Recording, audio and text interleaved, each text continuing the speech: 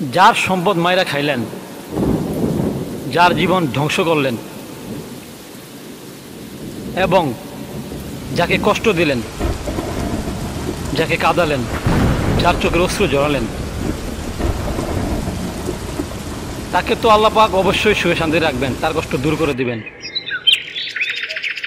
কিন্তু আপনি কি আপনার জন্য ভেবেছেন যে আপনার কি পরিণতি হতে পারে?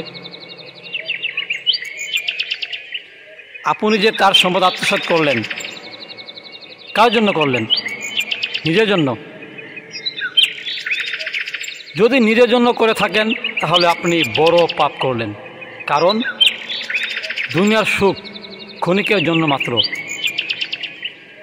আর যদি স্ত্রী এবং সন্তানদের জন্য পরের সম্পদ মাইরা খাইয়া থাকেন, তাহলে স্ত্রী এবং সন্তান আপনার কোনো কাজে আসবে না, কারণ নিজের কবরের জবাব নিজেকেই দিতে হবে।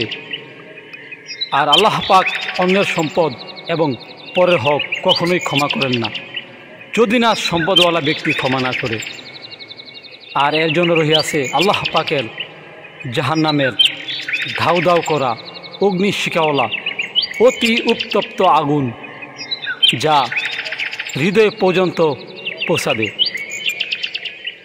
হাসরের মাঠে সবাই ইয়ানাফসি ইয়ানাফসি করবে। সুতরাং সময় থাকতেই নিজের পাপ নিজেই শুধরিয়ে নিন। আর যদি না শুধরিয়ে মৃত্যুবরণ করেন তাহলে আল্লাহ পাক কঠিন শাস্তি দিবেন। আল্লাহ পাককে ভয় করুন এবং আল্লাহ পাকের আযাবকে ভয় করুন।